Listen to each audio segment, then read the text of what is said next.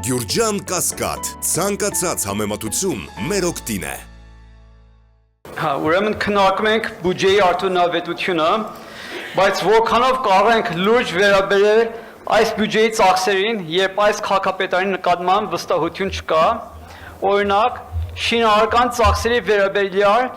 մենք բոլորս լսել ենք Լիլան Արմ անունով շինարարական ընկերության մասին, որի ղեկավարը եղել է ՔՊ-ի ավագանի ցուցակում։ Ես նայեցի ֆինանսական նախարարության Armeps կայքում, որպեսզի տեսնեմ, թե 2019-ից ի վեր որքան պայմանագրեր է շահել Լիլան Արմը եւ իր մրցակիցները։ Պարզեցի, որ Երևան քաղաքի մրցույթներին հաճախակի մասնակցող 13 ընկերություններից 2 ընկերություն շահում է քաղաքի շինարարության հայտերի ավելի քան 95%-ը։ Այդ 2 ընկերություններից մեկը Լիլան Արմը, որը շահել է $25.5 միլիոն պայմանագրեր, իսկ մյուսը 2021 թվականի փետրվարին ստեղծված Capital Shin Construction ընկերությունն է, որը շահել է $29 միլիոն պայմանագրեր։ Այս պայմանագրերի զգալի մասը եղել են հրատապ եւ չեն ունեցել մրցակիցներ։ Սա աղյուսակն է Capital Shin, Lilian Arm։ Մնացածները, օրինակ Olymp Shin, Edgar Shin, չգիտեմ, Kotak Shin, մնացածները մի քանի $100,000 են շահել։ Այս երկուսը հիմնականում շահում են քաղաքապետարանի հայտերը։ Իդեպ Լիլան Արմը 2000 թվականին է ստեղծվել եւ մինչեւ իշխանապողությունը նա շահել է ընդամենը $400,000 պետական պայմանագրեր, որտեղ կա մրցույթ եւ կա ՔՊ-ական մրցույթ։ Անդադ մրցույթների մասին է խոսում։ Սա է ձեր մրցույթի ձևը։ Խոսենք տասնյակ միլիոնավոր դոլարների արժողության շինթույլտությունների մասին, որոնք տեղ չեն գտնվում այս քաղաքի բյուջեում։ Մոտ 6 ամիս առաջ այս քաղաքապետարանը ընդունեց նոր գլխավոր հատակագիծ, որտեղ միտումնավոր շարունակեց դուրս թողնել գոտիավորման հստակ սահմանումներ նոր շենքերի բարձրությունը կարգավորելու համար։ Երևանը աշխարհի հազվադեպ քաղաքներից է, որտեղ շենքերի բարձրությունը թույլտվությունը տրվում է քաղաքապետի հայեցողությամբ։ Իսկ ինչու հայեցողությամբ եւ ոչ հստակ սահմանումներ նորմալ երկրների նման։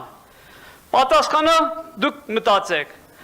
Սիրուն աշկերի համար 15-20 հարկանի շենքի թույլտվություն չեն տալիս, երբ սաղ շենքեր 6 հարկանի են։ Այդ ամեն հարկը մի հողի գին ունի։ $1,000-2,000 կամ ավելի բարձր է այդ հողի գինը։ Միա 15 հարկանի շենքը տեղ 10 հարկ ձրի հողաց, 10 հարկ ամեն 10 հատ ձրի հող են ստանում։ Այդտեղ լուրջ գումարներ են պտտվում։ Արդյոք մենք պիտի ուրիշ բան ակնկալենք մի քաղաքապետից, ով փոշիացրել է $70 միլիոն անիվում, գումարներ բաժանելով կասկածելի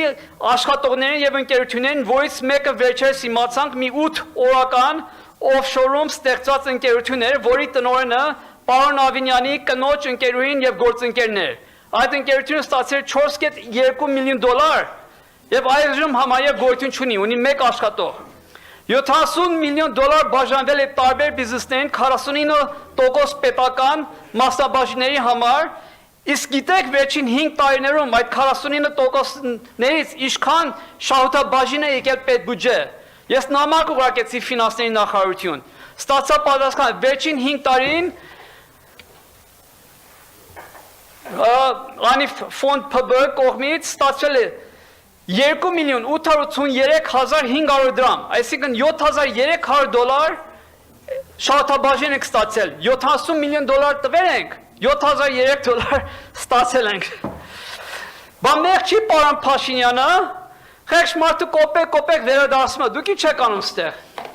Կոպեկ է վերադարձում, օգնեք իրեն։ Անփոփեք։ Կարող է պարոն Փաշինյանը այսքան միամիտ է, որ չգիտի ինչ է կատարում, թե կարող է նա կանաչ լույս է տվել այս թալանին։